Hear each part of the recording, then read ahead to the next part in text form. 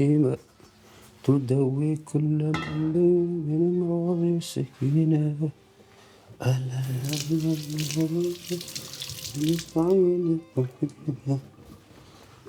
تدوي كل من أمراض السكينة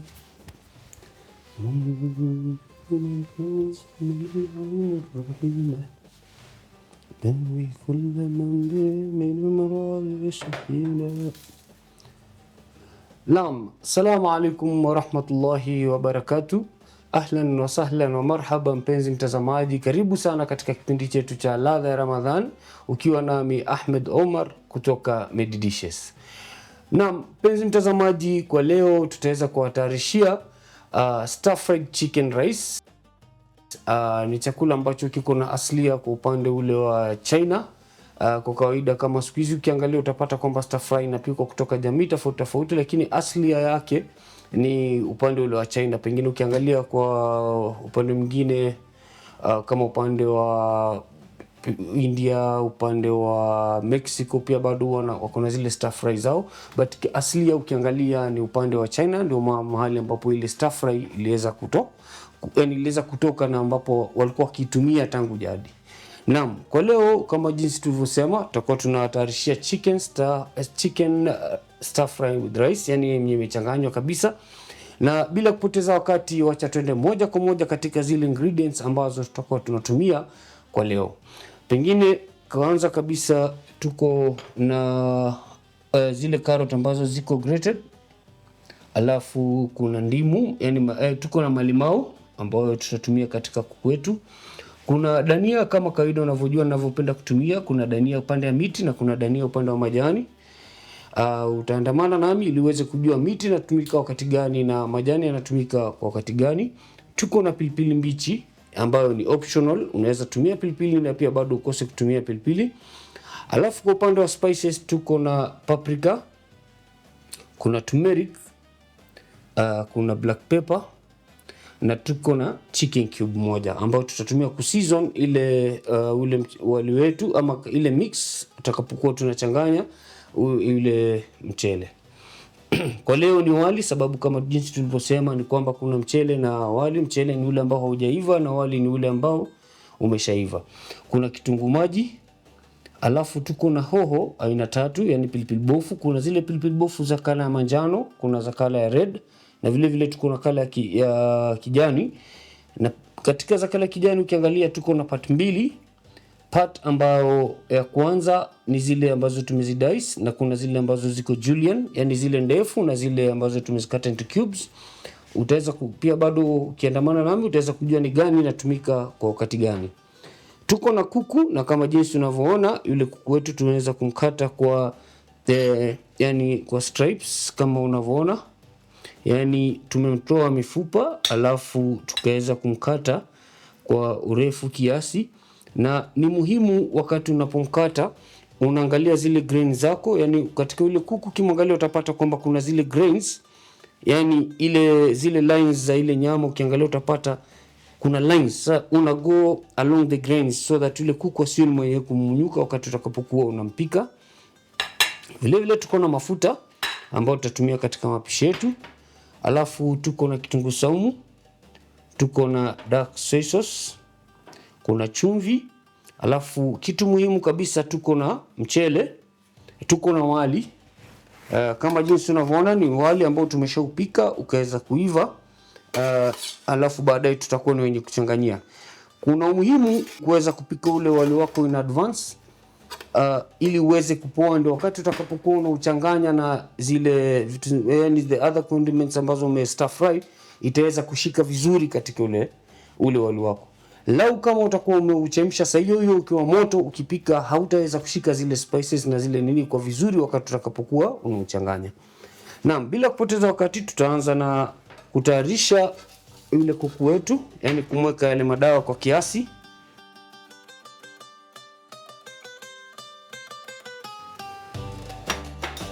Baadaye niweze kumweka chumvi kwa kiasi.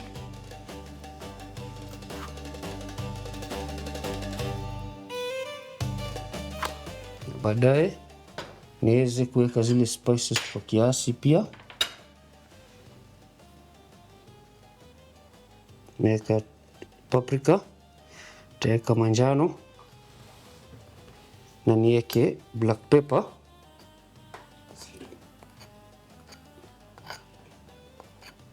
Nitaweka black pepper. Upande wa spices huwa nasema unaweza kujiwekea kipimo kulingana na yale matamanio yako ama mapendeleo yako katika zile spices. Tafuatanisha na kitunguu saumu, ambapo nitabakisha kitunguu saumu kingine nitakuja kutumia wakati wa baadaye. Baadaye niweze kuchukua limau langu niweze kulikamulia kwa upande ule wa kuku.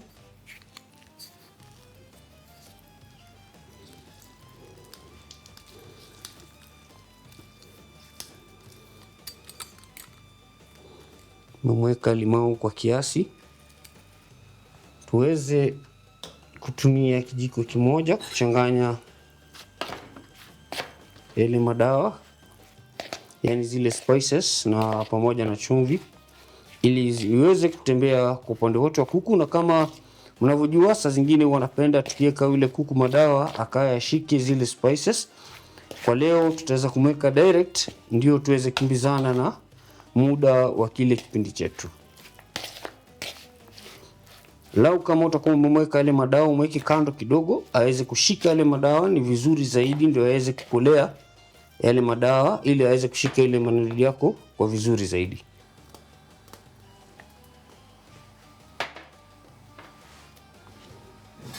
Kumbuka ule wali wangu niliuchemsha bila ya mafuta kwa sana, ili ndio wakati utakapokuwa unaweka pale, yani tulichemsha na chumvi, mafuta tuliweka kwa kiasi sana, ndio baadaye yale mafuta tutakayotumia kufry yataweza kuendelea kuingia katika ule wali wetu. Kumbuka ukiweka mafuta mingi katika wali alafu rudi weke katika ile stir fry, itakuwa umezidi mafuta kwa sana.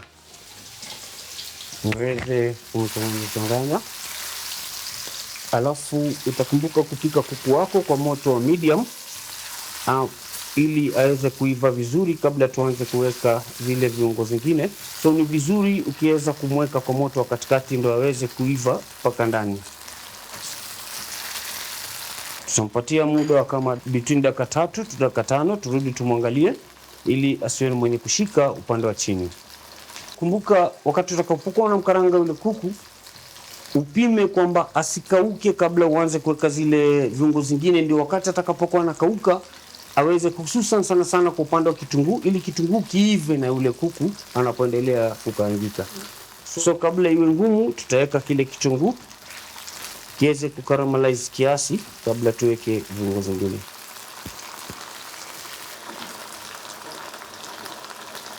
Ambacho mtafuatanisha na ile hoho ambayo nilikata into dices. Kumbuka kuna ile ya julienne ambayo tutakuja kuiweka baadaye, na pia nitaweza kuweka ile miti ya dania sana,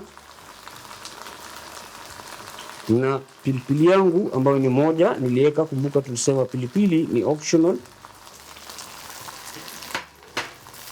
Baadaye tutaweza kuongezea moto kwa kiasi ili kile kitunguu pia kiwe ni chenye kuiva.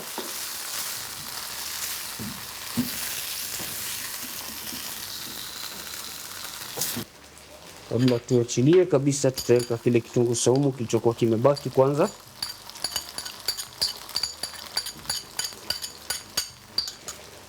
Changanye kwa kiasi.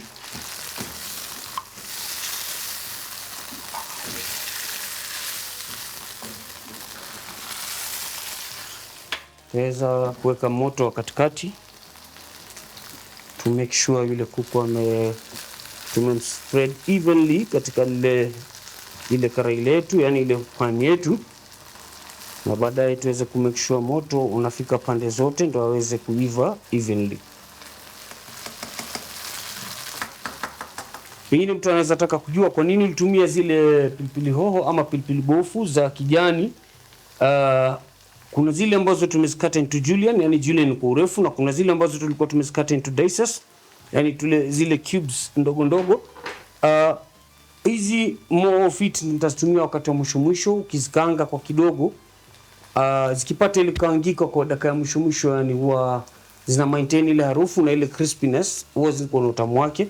Na wakati unapozikanga hivi, yani ile dania ile hoho ambao tumeweza kuikata into dices pamoja na ile miti ya dania, ukiweza kuikaanga pamoja na kitunguu chako na ile mix ya kuku, huwa inaweza kutoa harufu nzuri zaidi. So hii nyingine ni more of ladha na ile nyingine inatoa harufu zaidi ukikaanga, na pia bado inaweka ladha katika kile chakula chako.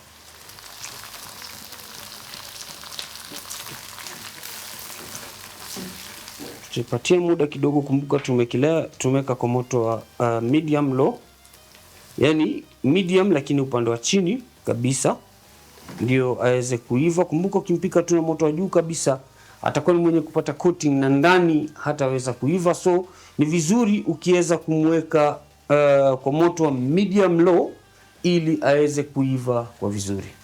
Kuongezea moto kwa sahihi ni kwamba kuku apate kupata ile coating ya nje, inakuwa crispy kiasi nje, na at the same time kitunguu kiweze kuiva kwa vizuri.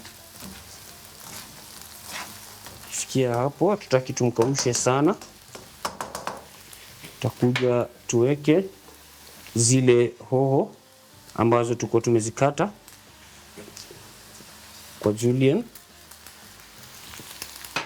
Uweze kuweka carrots na niweke dania kwa kiasi, tubakishe dania ya kugarnish. Baadaye kabisa tuweze kuweka kwanza ile cube. Kumbuka chicken cube yenye tulikuwa nayo itasaidia kuseason zile hoho na at the same time iweze kuweka taste nzuri katika ile mchele wetu. Niweze kuweka soy sauce kwa kiasi. Na utakapoweka soy sauce upunguzie moto, sababu huwa ina burn kwa haraka, na tutaki burn sababu itaweka harufu ambayo si ya kupendeza.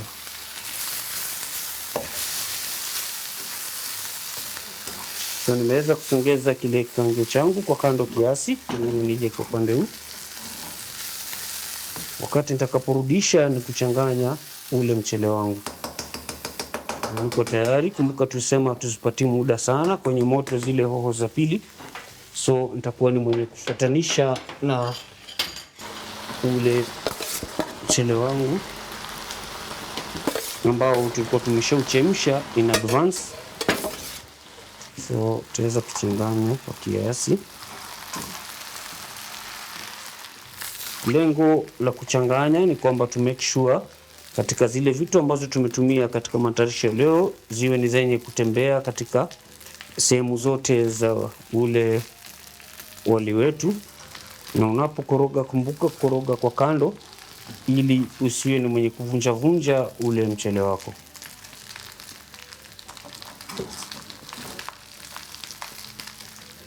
Kama jinsi unavyoona umeweza kuchanganyika kwa vizuri.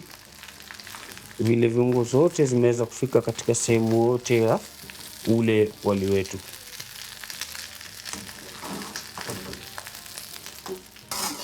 Kama jinsi unavyoona tumeweza kutayarisha. Unaambiwa uweze kupamba ule wali wako ama chakula chako ili wakati utakapokuwa unakiandaa kiwe ni chenye kuvutia. Kabla mtu aanze kula, kumbuke mtu anaanza kuvutiwa na chakula wakati anapokisikia harufu.